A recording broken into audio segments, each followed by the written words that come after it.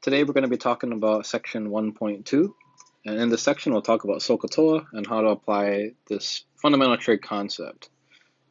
So first, I'm just going to put this for our reference here. So make sure you write this down on your note paper. This is just your standard SOH CAH TOA. This is your SO right here. Sine is opposite over hypotenuse. Ka is cosine is equal to adjacent over hypotenuse.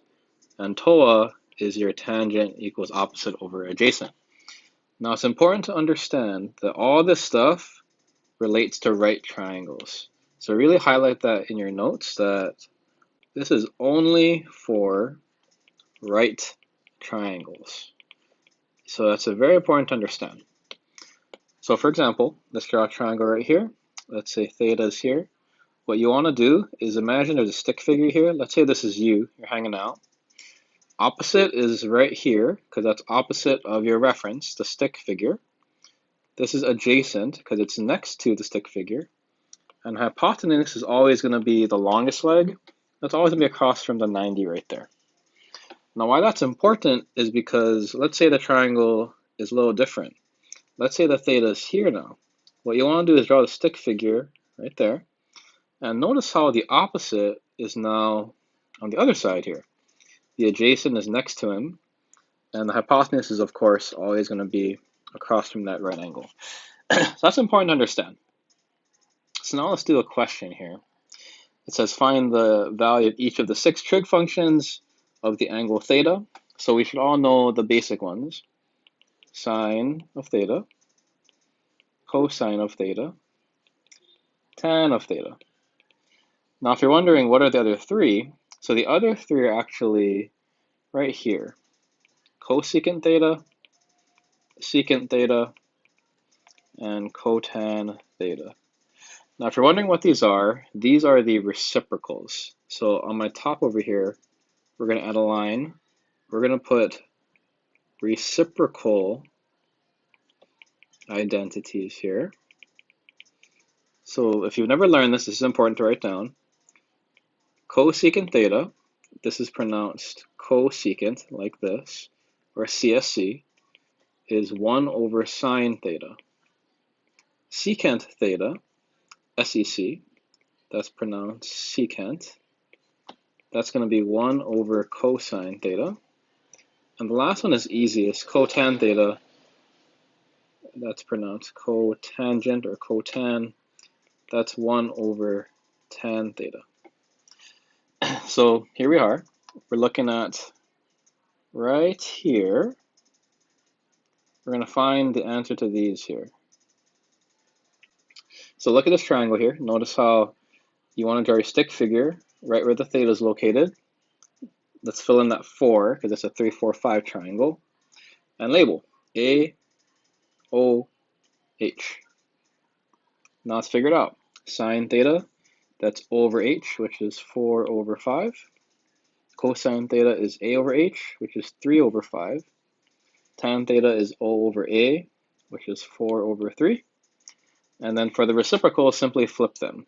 5 over 4, 5 over 3, 3 over 4. And again, sine is going to be your O over H. Cosine is your A over H. Tan is your O over A. And that's it. That is the answer. This thing right here. That's your answer. So we're good. So now let's go to the next question. So this one, notice how it only gives you this. So let me just highlight that for you. It just says cosine theta is that particular number. So what we're going to do is draw a triangle. Of course, there are other ways of doing it, but this is the best way to do it because for later problems, this triangle method will help. So let's draw a triangle here.